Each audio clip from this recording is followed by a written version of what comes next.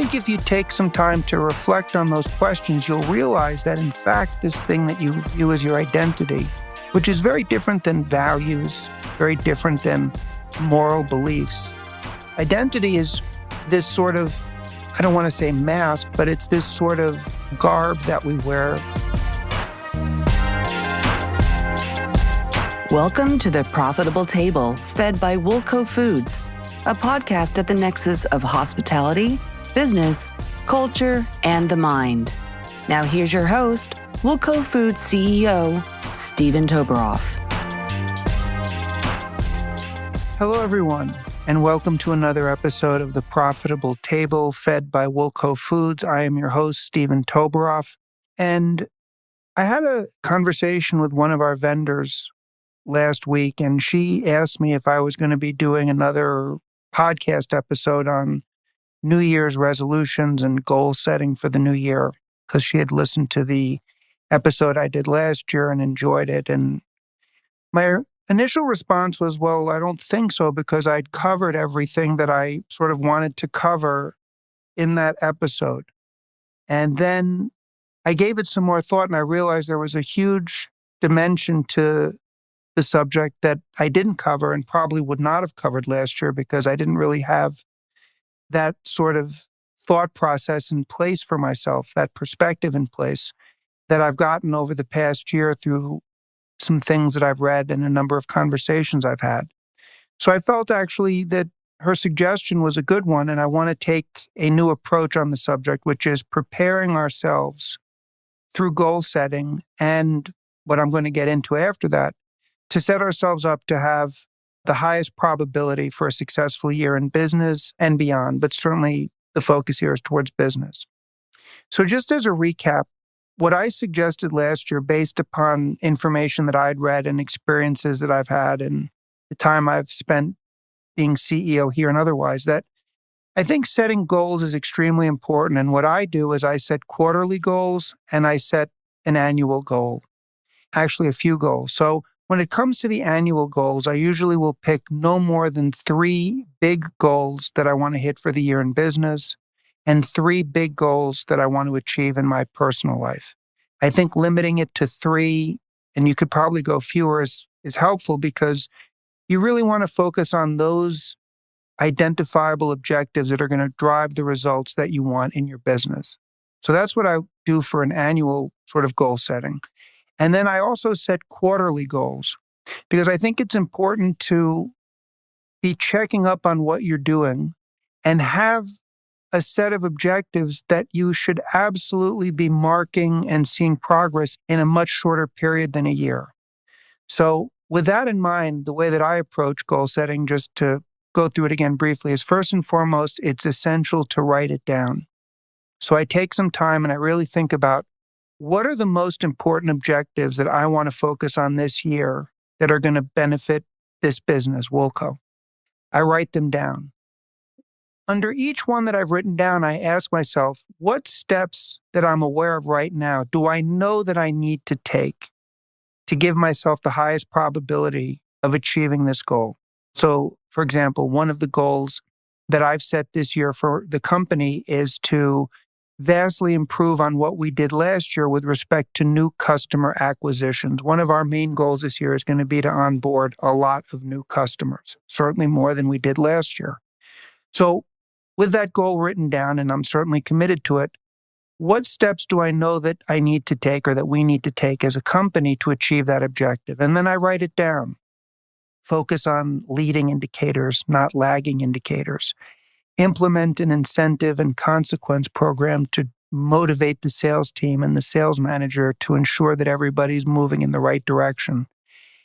Have clear, discrete targets and pre-identified accounts that we want to go after, whether that be segmenting the sales team into certain territories, pre-identifying the targets, as I say. But the point being, I make a list of everything that I'm aware of. And I understand that list may not be comprehensive, but it's enough of a list that it gets me going, because it's something to look at. And that's what I do. And then I review my annual goals at least once a week. And by reviewing them, I look at the goal. Is it still something I'm committed to? Assuming it is, I look at the steps. Are we doing those steps?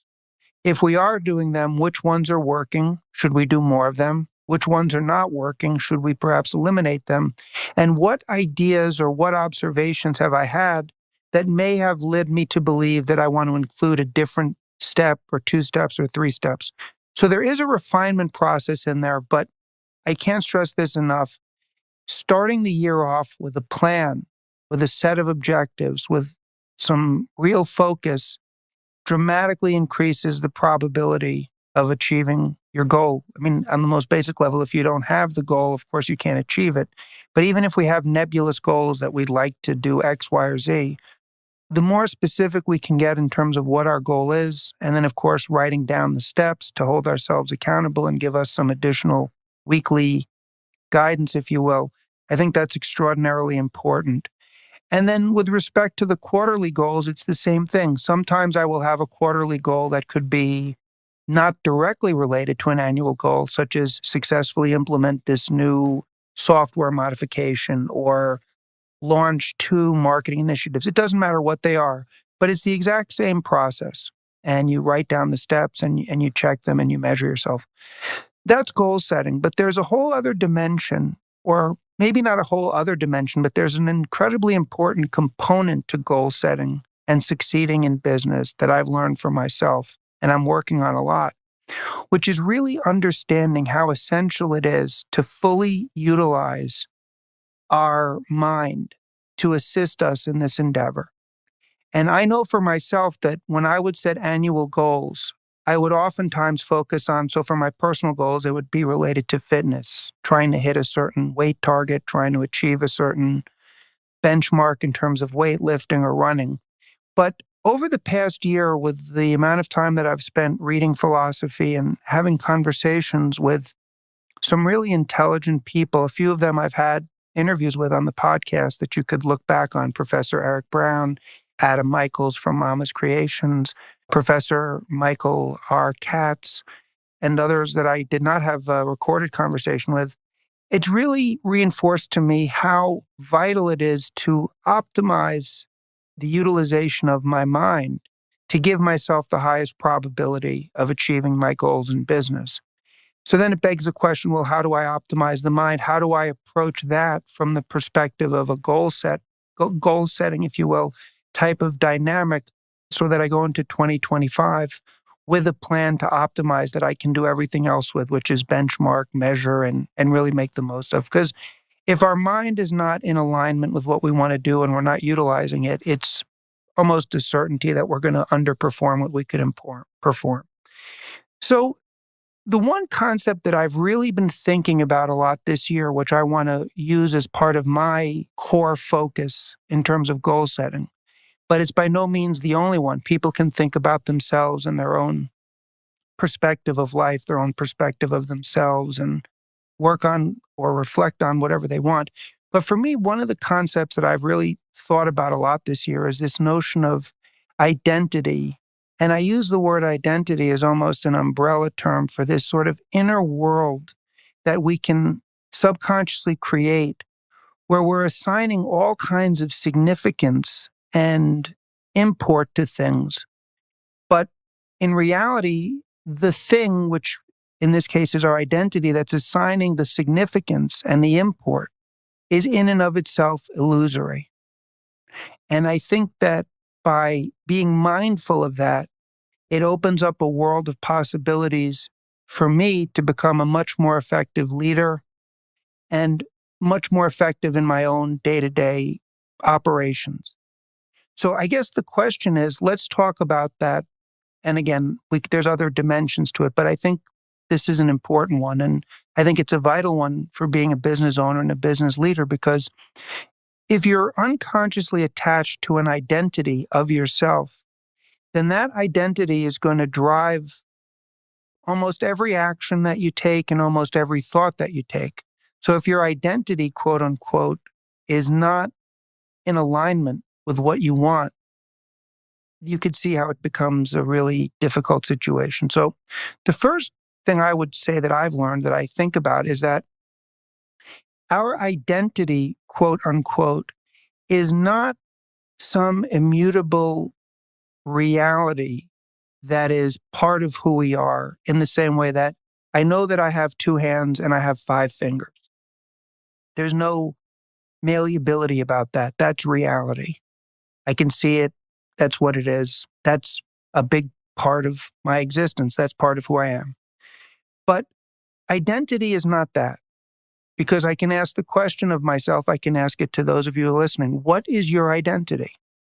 And some of you might say, well, my identity is I'm a business owner and I'm smart and I'm a father and I'm a hard worker and I'm a caring person and I'm open. And you could list all these attributes that you would say are your identity. That's one, anybody could make any list that they want, but you say, okay, what is your identity? But then the question is, how do you know that that's your identity? Now, I know that I have a hand and 5 fingers because I see it, I observe it, and every single person that I show my hand to is going to say, yes, that's your hand, there's the 5 fingers, I get it, that's your hand. It's not in any way subjective. But is my identity like the hand, or is it something that's not? Is it something that exists but can be changed? And I think, of course, we know that it can be changed, because when I look at myself, and I think when we all look at ourselves, we can see that the person we are as we get older has a different set of values, a different set of objectives, and a different perspective than maybe we did when we were younger, right?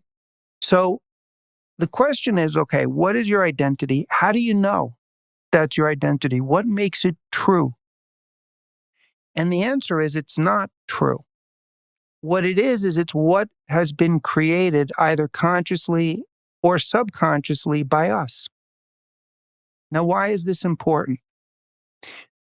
In my mind, it's important because if we really understand that we can create our identity, that it's not this immutable thing that is who we are and it's unchangeable and there's no point in going against it, and everything we do in life is going to always have to be filtered through this identity. If we recognize that we can create it, well, then we can create an identity that's going to help facilitate success in the objective goals that we set for ourselves. So, for example, I'll give you a very basic and an important one for myself. I just said that one of my main goals for this year is new customer acquisition. In order to achieve that objective and surpass what we did this past year, and we had a good year, but to surpass it, I'm going to have to do things differently than what I did this year. The success we've had in that objective for this year is a reflection of my efforts, the sales manager's efforts, the sales team's efforts. It's a reflection of the collective efforts of people involved in that initiative. Now, let's say my identity, which I hold true to and I refuse to challenge, is, look, I'm an introvert. I don't like dealing with new people. I really don't like going out of my comfort zone. I don't like small talk. It's not who I am. Okay? Well, that identity is not going to serve me well when measured up against something that I know is important for driving new business, which is business development, which involves, among other things, networking. In other words, if I'm committed to the goal of new customer acquisition, which I am, and I know that one of the things I could do that would increase the probability of my success in that endeavor would be to network with other business owners in similar industries, would be to go to events in the city where customers or potential customers are at, were I to do activities around business development that are inconsistent with being a quote-unquote introvert or all the other things. Were I to do those things, would I increase the probability of achieving my goal? The answer is yes. Does the fact that I say I'm an introvert or I don't do these things, does that make it so? Is that real? Or is that merely an expression of a preference or a perspective? I'm going to say the latter. So what if I turn around and say, no, I'm not an introvert and I'm not somebody who doesn't like to do things. In fact, my identity, which I'm going to create right now, is I'm a CEO that's going to do whatever is necessary to achieve those objective and discrete results that I set for myself. And if that means networking, I'm going to network. If that means having small talk at social gatherings, I'm going to do that. If that means going to events and all these other things, then I'm going to do that. That's who I am. That's my identity. So let's take a step back. Is that false, what I said, by changing it? Or is it just as real as the first thing? I'm an introvert. I'm going to say it's just as real. The only difference is by challenging that first assumption and using the iterative power of my brain, my mind really, to craft an identity that's in alignment with my objectives, I now have dramatically increased the probability of my success in doing it. So again, whether it's using the word identity or something, the question I always ask myself now regarding my thoughts and things that may be keeping me from acting in a manner that I know is in alignment with my objective is, again, to identity. What is your identity? I'll invite you to consider this. How do you know it's your identity? And where did it come from? And I think if you take some time to reflect on those questions, you'll realize that, in fact, this thing that you view as your identity, which is very different than values, very different than moral beliefs. Identity is this sort of, I don't want to say mask, but it's this sort of garb that we wear and we go through life saying, this is who I am. And then everything we interact with gets filtered through that identity. But if that identity is out of alignment with what we want, we don't set ourselves up for success. So how do you know it's your identity, right? And where did it come from? And I'm going to propose something that may be shocking, it may be disorienting to some people, it may be obvious to other people. It really doesn't exist. What exists is moment-to-moment life. What exists is objective reality, such as my hand or the table or whatever. And certainly what exists are objective and worthwhile goals in business, whatever they are, because everyone else can see them and you can measure them. So one of the things I'm going to do this year as I get involved with my New Year's resolution, and I just walked you through one of them, is I'm going to make sure that I'm priming my mind so that my thinking and my perspective is going to be working with me towards the pursuit of my goals and is not working against me, either consciously or subconsciously. Because I think that's something that I hadn't really given much attention to. And I believe it undercut my level of success within the context of achieving the goals that I had set, either achieving them fully or even not achieving them at all, if we're going to be honest. So if you agree with what I just said there, or if you reflect on it and you agree with it, then the question is, okay, so with that concept in mind, now let's go back to really impactful goal setting for ourselves and our business this year. And I'm going to work backwards. The first thing I say to myself is, what results are optimal? What is the optimal result, and how can I use my mind to achieve that result? So in my case, if the optimal result is to onboard 20% more customers this year, new customers, than we did last year, how can I do that? How can I best utilize my mind and my interactions to achieve that objective? The first thing I would have to say is I want to make sure that my mind is as unencumbered as possible to gather and process information. If the results that I have this year are a reflection of my best efforts, the team's best efforts, our collective efforts, if you will, something needs to change. That thing that's going to need to change is probably going to be some information or behavior or activities beyond which or different from what we did this year. So I want to have as clear a mind as possible to gather information and process that information, unencumbered by, oh, that's not me, that's not who we are, that's not our identity. No, objectively, we want to achieve this. How do we do it? The second thing is I'm going to ask a lot of questions. Questions are a phenomenal tool that so many people back away from because they don't want to be perceived a certain way. That's a whole other conversation. But I love asking questions. I love listening. I love learning.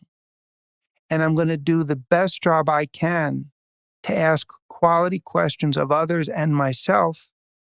And then I'm going to do the absolute best job I can to be an active listener. And if I don't fully get what I want from the answer, to ask a follow-up. That's something I'm going to really be committed to getting even better at. And if I were to be honest, I think it's something I'm pretty good at, but I need to do more of that.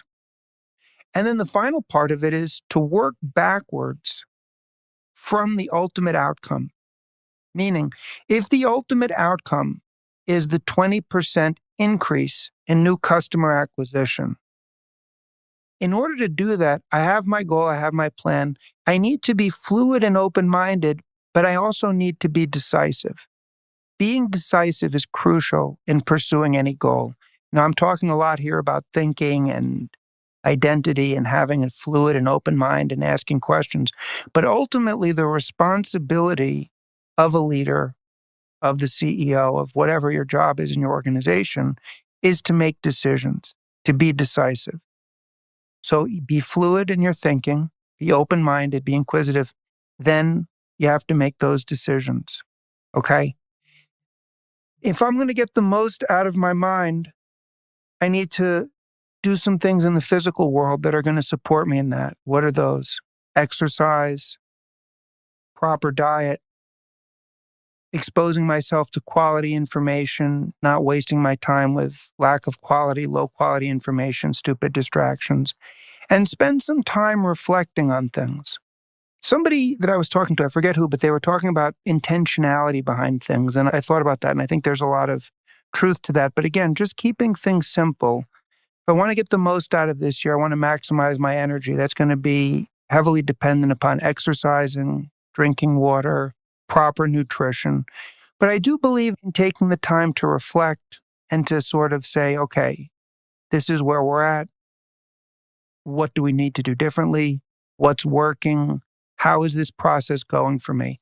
And if you have people in your life that you respect and that you can talk to from an intellectual standpoint that are understanding of what you're seeking to accomplish in your business, that have been there before, one of the things that I like is whenever I have an opportunity, which happens quite a lot, thankfully, to be around somebody that is more advanced or more accomplished or more knowledgeable than I am in a goal that I'm pursuing in business, I really relish that opportunity because I find that just being around people who have done that and by listening, inevitably I come away with one or two new things that I can actually execute on that I wouldn't have had otherwise. So in any event, to sum up this entire sort of part of the conversation, whatever we talk about with the mind, with goal setting, with lists, with reviewing, it's crucial to take action.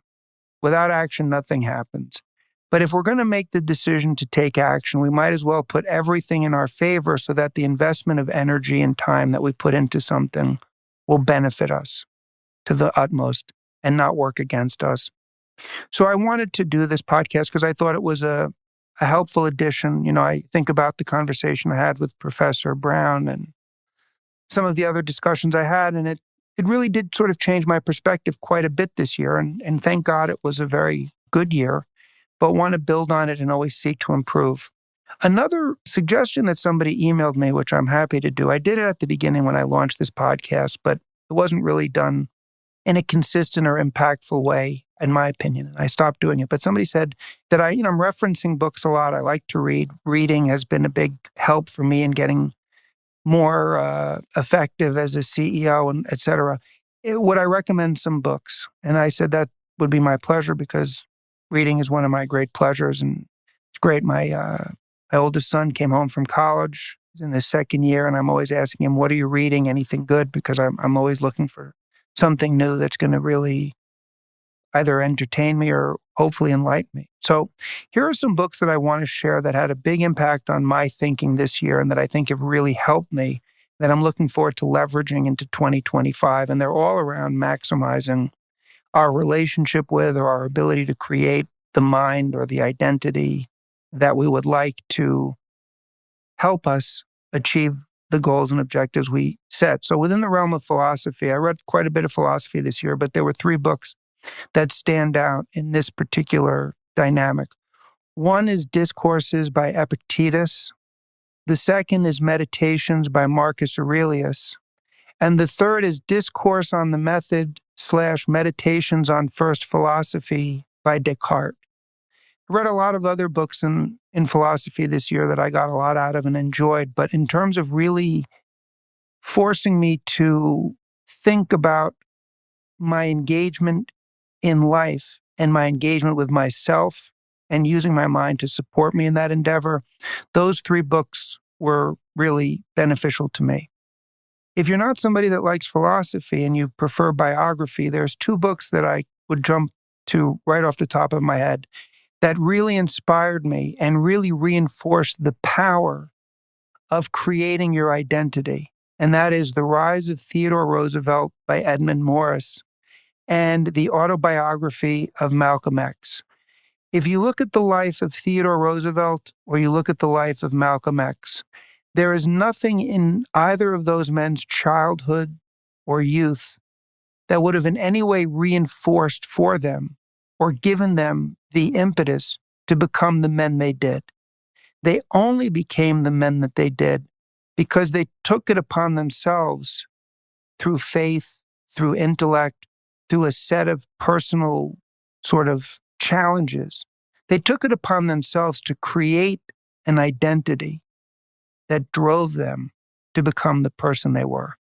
And those books are very powerful on that, which I really like. And then one final book, if you're interested in behavioral psychology, if you're interested in behavioral science or psychology as it's called, there's a book which I haven't read for many years, but I liked a lot, called Thoughts Without a Thinker by Mark Epstein. And that book takes a Buddhist approach to the mind, but the title says it all, Thoughts Without a Thinker, challenging the notion of this ossified identity that we have to adhere to or cling to throughout our lives. So that's it, everybody. I really appreciate everybody that I had the opportunity to speak to this year that helped me learn and evolve. And as always, I really enjoy hearing from everybody. So if this episode was of value to you, would love it if you would hit the like button in iTunes or Spotify or whatever. Leave a comment would be phenomenal. If you want to reach out to me on Instagram, you can DM me at Woolco Foods, or you can email me at steven@woolcofoods.com. But the main thing is, I just want to say thank you guys. It's really much more of a benefit to me to have to formalize my thinking, write this down, and reinforce these things that I'm going to rely on as I pursue my goals for this year. And I really appreciate the letters and the comments and my guests and everything. So I want to thank everybody for that. And I just want everybody to have an awesome, awesome day. Thank you for listening to The Profitable Table, fed by Woolco Foods. Please be sure to rate and review the show on Apple Podcasts or your favorite podcast app. And to learn more about Woolco Foods or Steven Toboroff, please visit us at woolcofoods.net.